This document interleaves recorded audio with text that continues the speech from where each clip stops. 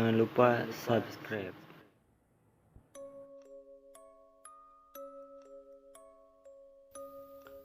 Assalamualaikum warahmatullahi wabarakatuh.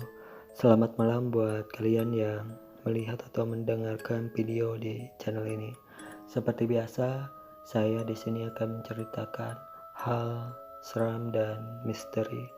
Dan untuk cerita malam hari ini, Desa Keramat. Waktu itu kami sedang ada penelitian di suatu desa. Kelompok kami terdiri dari 9 orang, 4 cowok dan 5 cewek.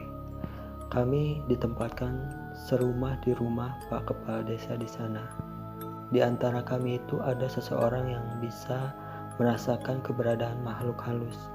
Dia adalah tunanganku, sebut saja namanya Wulan. Suatu hari, entah mengapa, dia merasa gelisah tak menentu. Saat kutanya, dia bilang kalau ada makhluk halus terkutuk yang selalu membayangi kemanapun kami pergi. Tak lama setelah dia bicara seperti itu, salah satu teman kami kesurupan. Mungkin tidak cukup hanya dengan mengganggu satu orang saja. Mereka juga melakukan gangguan menyeramkan ke teman-temanku yang lain. Singkat cerita, kami lalu membawa teman kami yang kesurupan tadi ke tempat orang pintar yang ada di desa itu untuk diobati. Dia bilang kalau di desa ini memang banyak makhluk halus yang berkeliaran. Dulu, desa ini adalah pelarian bagi gerilya. Banyak orang mati di daerah ini.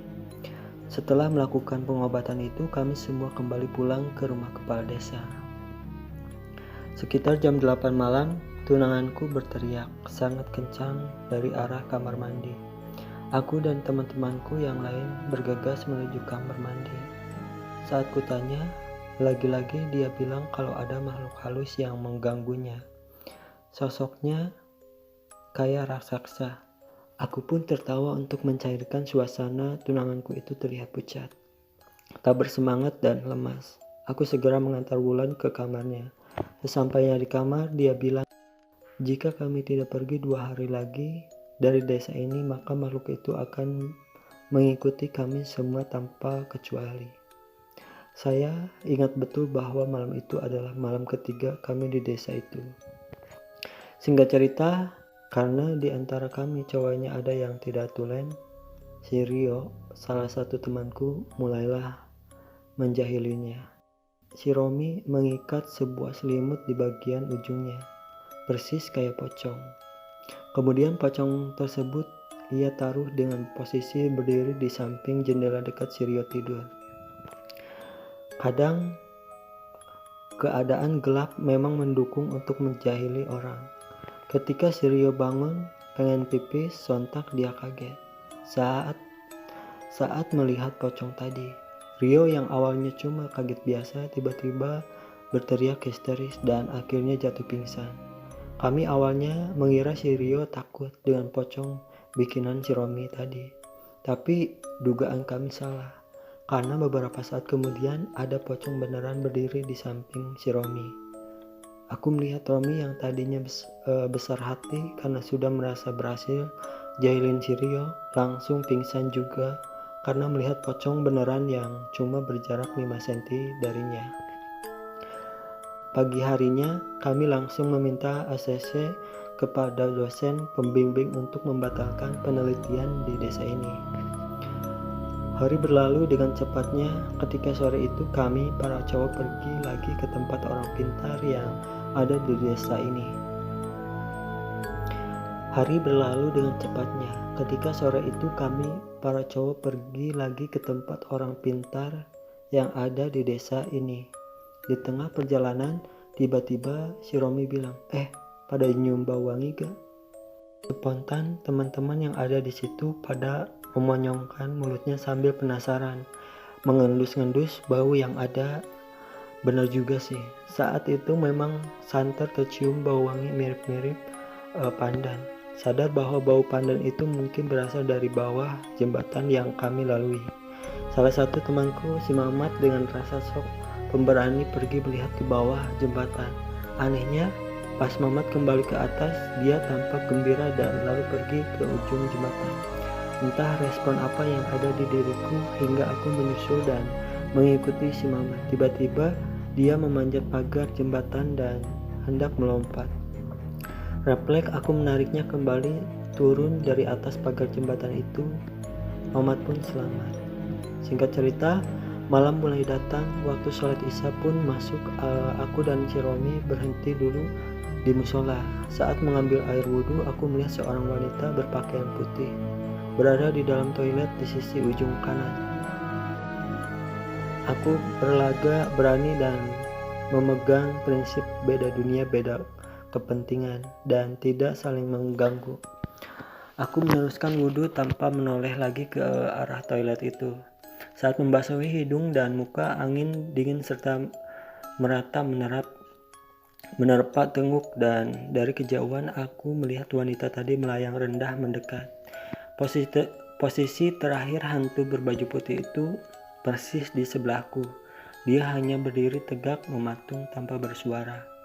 Aku hanya bisa meneruskan wudhu sambil bergedik ngeri. Memang sih aku tidak dapat menyaksikan wajah seram setan itu, karena posisinya sengaja kubuat terus membungkuk, tapi yang kulihat jari-jarinya sudah kurus kering. Hanya kulit berbalut tulang, warnanya hitam dengan kuku yang panjang dan runcing-runcing. Aku tetap saja terusin wudhu sambil terus membungkuk biar tidak melihat wajahnya. Begitu selesai, aku langsung bergegas balik kiri sambil mengucapkan salam. Setelah selesai sholat, kami melanjutkan perjalanan ke rumah orang pintar itu. Sesampainya di sana, kami langsung dijamu oleh siluman berwujud harimau. Untung saja orang pintar itu keluar dan sudah tahu apa tujuan kami ke sana. Tak berlama-lama kami pun pulang ke rumah Pak Kepala Desa lagi. Sampai di sana kami melakukan ritual agar kami tidak diikuti sampai ke rumah masing-masing. Setelah ritual itu selesai, barulah rasanya hari ini agak tenang dari rasa takut. Singkat cerita, jam sudah menunjukkan pukul 12 malam. Tunanganku kebelet pipis. Dia minta ditemanin olehku. Dia bergegas keluar sambil memanggil-manggil namaku. Ketika ku hampiri, dia malah nyeletuk. Si pocong merayuku sayang, katanya sambil tertawa, namun tiba-tiba dia terdiam sejenak. Pas kutanya ada apa, dia bilang kalau pocong itu minta tolong untuk melepaskan tali pocongnya sebelum kami pergi dari desa itu. Keesokan harinya, amanat yang disampaikan pocong itu kami lakukan. Kami menggali sebuah kuburan sesuai petunjuk pocong. Kuburan itu telah rata dengan tanah dan mungkin orang tidak tahu kalau di sana ada kuburan. Setelah semuanya selesai, kami menghimbau para warga desa bahwa di tempat itu ada kuburan. Akhirnya, siang harinya aku dan teman-temanku semua pergi dari desa keramat itu. Itulah cerita untuk malam hari ini. Tinggalkan like, comment, share, dan subscribe. Dan jangan lupa juga nyalain loncengnya biar nggak ketinggalan jika ada video-video baru di channel ini. Terima kasih. Assalamualaikum warahmatullahi wabarakatuh.